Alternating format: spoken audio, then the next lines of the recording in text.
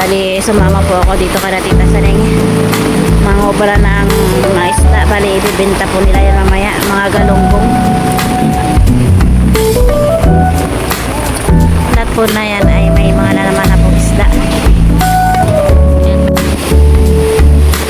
At dito naman po sa ano ay natitipag na po yung buhangin dito. At ito po yung puno ng nyog. Ay malapit na rin po sa puno.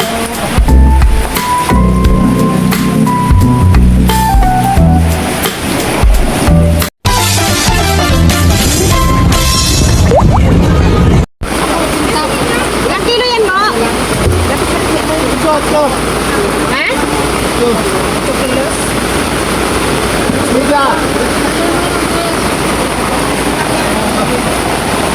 Kaya po kasama po tayo kay Tita Saning mangobra ng galunggong.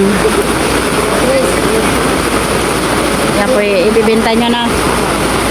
Ibibenta nila mamaya.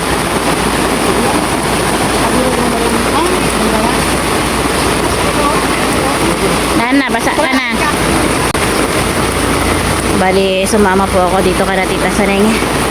Mga obra ng mga isda. Bali, ibibenta po nila yan mamaya. Mga galunggong. At dito po ay sobrang lakas ng ulan at saka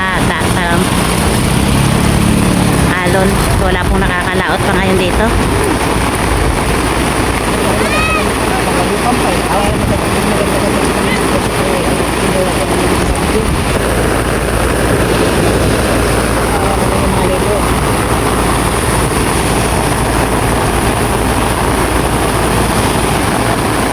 Ayan po ang dilim ng paligid dahil sobrang lakas ng ulan. At kagabi pa po yan magdamag, kaya wala po mga pasok ang mga bata ngayon. Lunes na Lunes. Kawawa naman yung mga labor at basang-basa. Bali, kagabi pa po na yan na dumating. Kaso hindi po na ibaba dahil masama yung panahon. Ngayon lang po binababa yung mga nahuli nilang isda.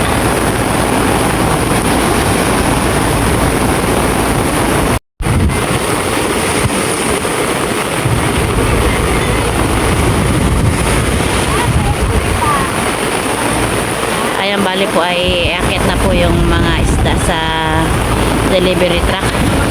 Yan po ay i-deliver sa Maynila. Ayan po si Tito Deo, akit na doon. Bali si Tito niya nandun na rin po umakyat. Nainip sila sa tagal ng magbaba na isda. Umakyat na. Lahat po ay nakakaputi yung mga trabador.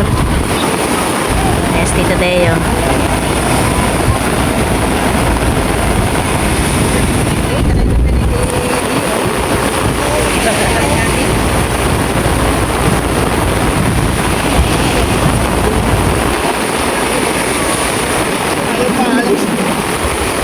Yan po yung mga tumulong daming dala isda ay.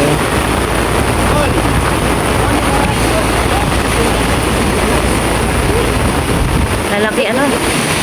Ano yun sa kanila na yan? Kanila na yan? Ang bit-bit nila?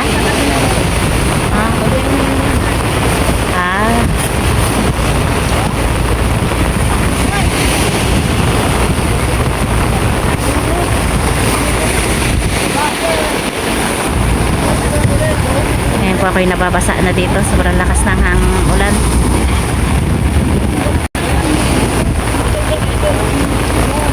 Lahat po na yan ay may mga lalaman na po isda. At mayroon pa po doon.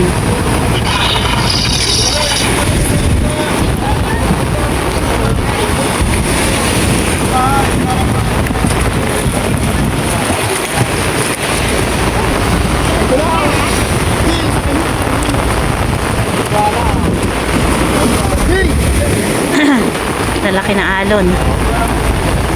Bali buti na lahat po ay nakauwi kami agad. Hindi pa inaabutan kami ng bagyo sa Mindoro.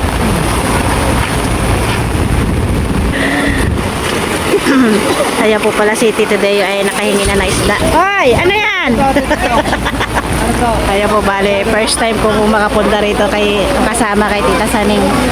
kung ano po yung ginagawa dito. Tapos tita Saning, oh. Umabog ng isda.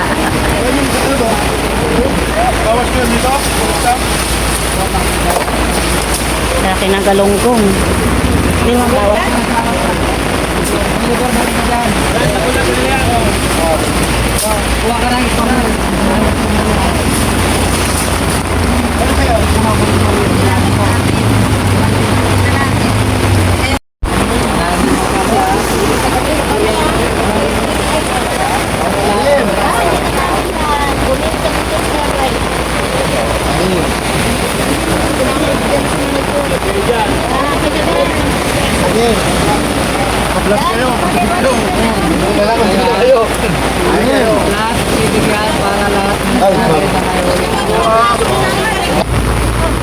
Bali po tayo ay nakahingi rin po tayo ng 7 pirasong galunggong na malalaki.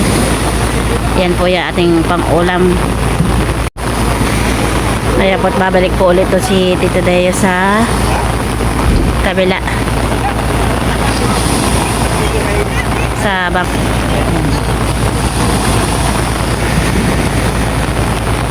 Ayan po, saktong-sakto po ay may pang-ulam po kami ng ilang araw dahil po ay hindi pa po makakalaot ngayon. Sobrang lakas ng alon at saka ulan. Bali po ay may bagyo ngayon. Bali 1 linggo pong walang laot. Ayan.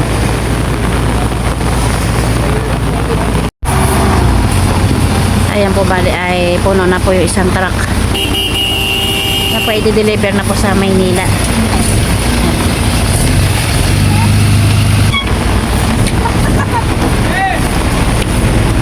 Ayan po, dito naman po si Tita Saning at marami-rami din po kang isda.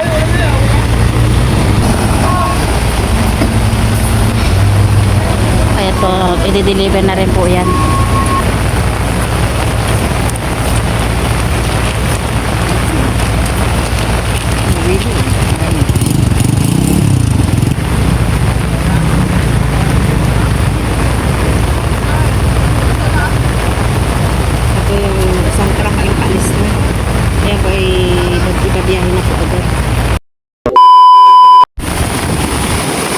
Ayan po, magandang tanghali po mga katitat katito. Kaya po nandito po kami sa tabing dagat. At tinignan po namin yung bangka. Ayan po, napakalakas ng hangin at saka alon. Dilim po ng paligid. Ayan, walang nakakalaot. Wala na namang hanap buhay ang mga tao dito.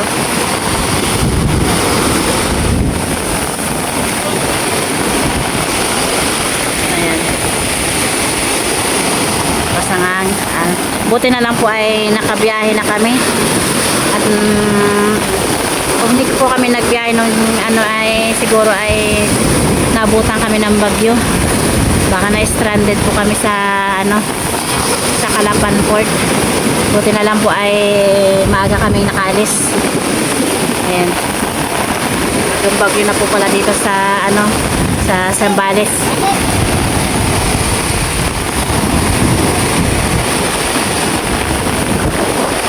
Ng dagat. Ayan po, bali ang mga bangka po ay nandito na po sa taas. Tinaas na. Taas ng hangin ng mga puno.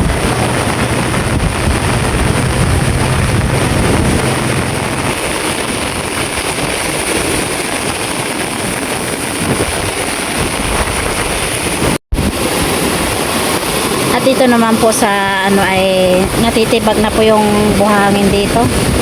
At ito po yung puno ng nyog ay malapit na rin po siguro to. Ay at ano na konti na lang yung buhangin. Mga ano na lang yung nandyan. Nakalabas na po yung ang ugat ng nyog. Ayan. Sobrang ano pumasok na rin po yung tubig dito sa may ano ka na tinini.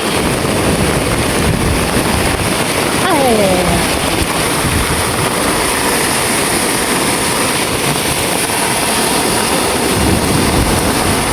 Lakas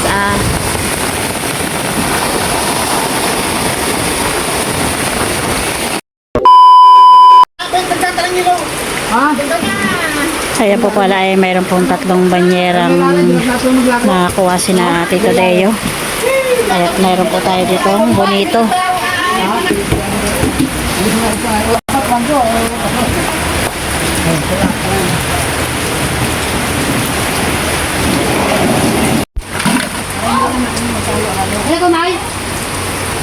Ano yan? Ang lalaki pong galunggong. Kaya pat puro galunggong, ang lalaki ng galunggong. Ayan. At ito pa po yung galunggong. Tubig. Tapang mo lang umalat mo. Kapay asang ko nyo. Kapay pa din. Wala mo ito lahat. At dito naman po pala ay si Jana ay andito sa bahay at kukuha din po siya ng galunggong. Ayan, magtitinda daw sila. Ilang kilo Jana kunin mo? 15. 15 kilos daw yung kukunin ni Jana. Bebenta siya. Ang lalaki po yan, oh. Ang lalaki. Maganda pa oh. Ang lamig lang. Oh, sariwang-sariwa nga. Ang lamig lang. Sariwa. Madami pa po yan doon sa mga ano. Ligo ko ma. Ha? Binigay nilang 80 yung bonito ko.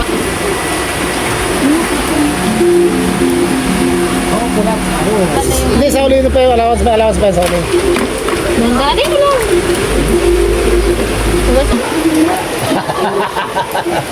Mura na nga yan. Kahit ano. Sige.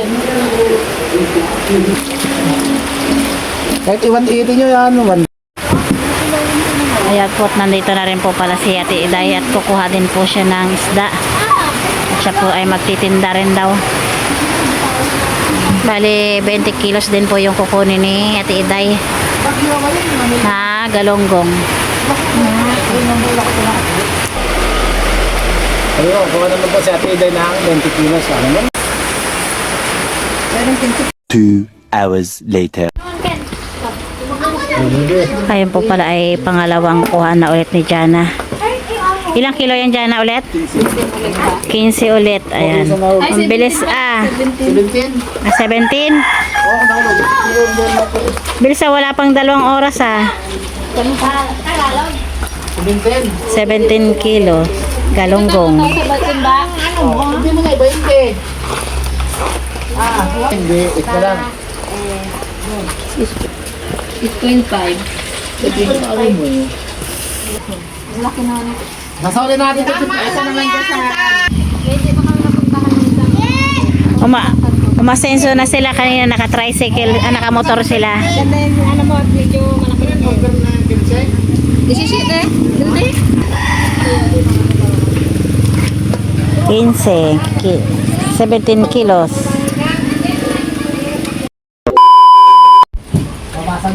Ayan po pala pangatlong kuha na ulit ni Jana. At kukunin daw po niya ay 35 kilos. At hindi pa alam kung aabot. Sabi mo, 10-10, pero ayaw mo pa yun? 100 kilos pa, ot. Pinasan nyo na lang. Dami pa yan. Pang ilan na yan? Pangatlong balik na ni Jana Gabi na. Walang isda ngayon ta. Snack daw nila sa rep nila. Walang lao. Takyot. Dalawa. Kain nyo lang. Bonito. Naubos niya. Baralite, tanong niyo kung gusto nila. Amen. May 40 sa kapite. Ayan, 35 kilo ulit ang kinuha ni Jana. Damo kasi lang 40 taon na rin. Kasi nga. Maya, balik ulit kayo ha. Bukas ulit. Bukas ulit. Ito ko yung tintawan. Ayan. Una nila na kung palalo. Palawin ni Dalunggong. Palawin, kasabit yung tawang, isang tawang. Dok, sa kanila. Dok, dadaan man niya. Okay.